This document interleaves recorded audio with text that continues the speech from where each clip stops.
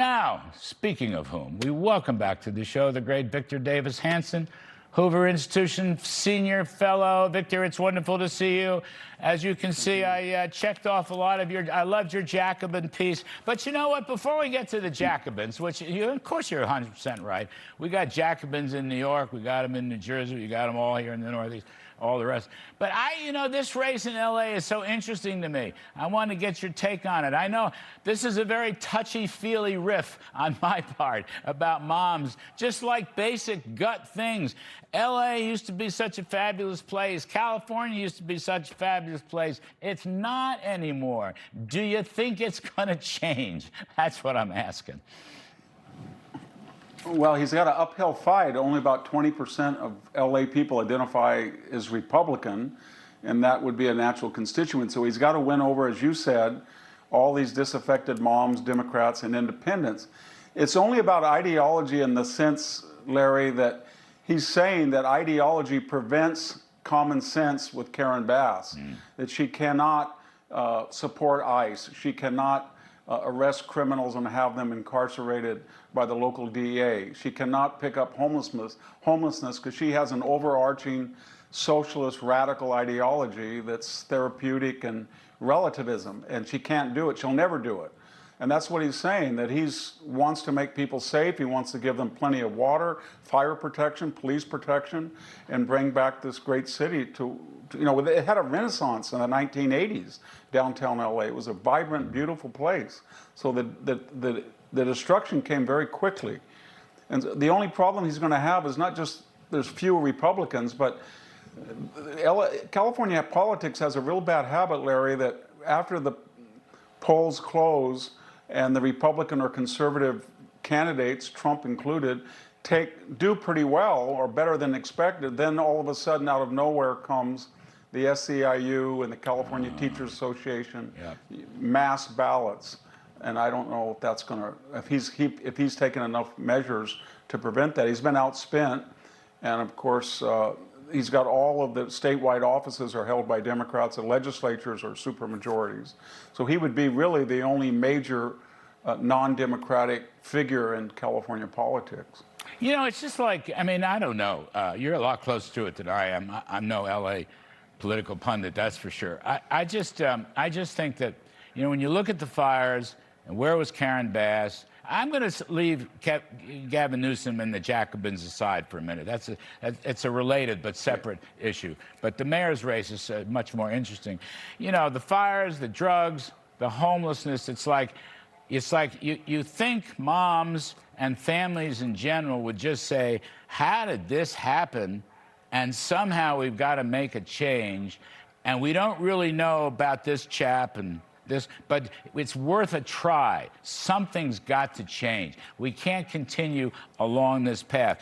That's why I don't see it so much as policy, as you and I might have a sophisticated, policy discussion about education and taxes and regulations and Medicare and things like that. It's more about the gut. Like this can't change. You've got tent cities in the middle of downtown Los Angeles.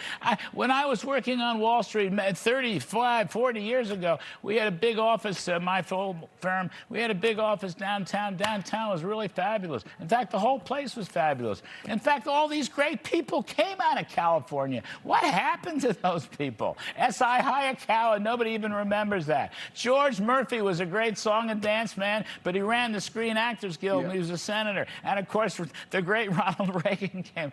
It's all changed. Victor, how did this happen? Well, I think there were three things. It was a perfect storm. First of all, about 12 million people, and that was your Doug Majan, Pete Wilson, Ronald Reagan, and Schwarzenegger voter. They left. They're leaving at about 300,000 to 500,000 a year. And the second thing is, California has about 30% of the population wasn't born in the United States, and they haven't been urged to acculturate, assimilate, integrate, and have civic education in the past. It's a DI, instead of it's a salad bowl DEI tribalism. And the third thing is, you've got $14 trillion of market capitalization in Silicon Valley. And so you've got an elite along the coast is so well funded, and the nexus has gone from conservative Democrat Sam Yorty, LA, to Nancy Pelosi, Kamala Harris, Jerry Brown, Gavin Newsom, Barbara Boxer, Willie Brown type of politicians right next to all this money in Silicon Valley. So the voters that we used to count on for common sense have left, and we've got a medieval pyramid of a few very, very wealthy, in fact, the wealthiest people in the United States, and then they're sitting atop a pyramid on the bottom of subsidized poor, and 22% of the population in California is below the poverty line. It's a very medieval society, and the middle class has fled.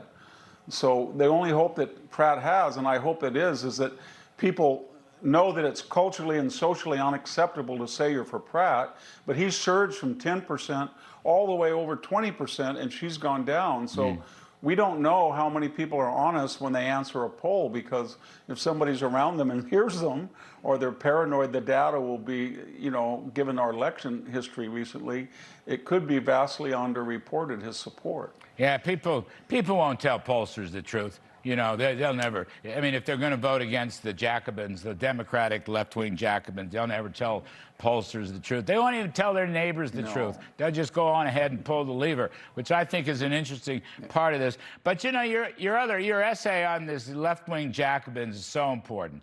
Well, how the Democratic Party has committed suicide in the last, 10, 20, 25 years, whatever it may be, and continues to commit suicide. I mean, you see things, Senate candidates in Maine with Nazi tattoos, and they hate cops, they want open borders, of course, they hate business, men playing in women's sports, all that stuff. None of that's changed, has it, since the last election, Victor? If anything, the party's drifting further to the left.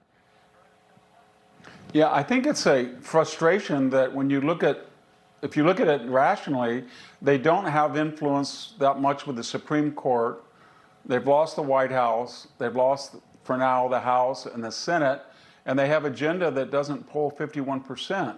So they're very frustrated, and it manifests itself by, let's open the border and bring in new people, or let's change the system and pack the court and get rid of the Electoral College, bring in Puerto Rico and DC, or end the filibuster, or let's just get angry, and they're kind of an Islamicist socialist party. Their only foreign policy definition is they hate Israel, and they're pro-Palestinian radicals. I can't think of any other foreign policy issue that excites them except hatred of Israel. So I don't think they're going to be a national party very long, but they haven't been winning, and they keep thinking they're going to win, and Donald Trump has been the proverbial, roadrunner, and they're Wile E. Coyote, and they always think they have him, and they never quite get their hands around him. Yeah, and you know what, Victor? They steal. Big government socialists steal. That's what we're learning. I mean, Emmett Oz was in the press room today, a very smart fella.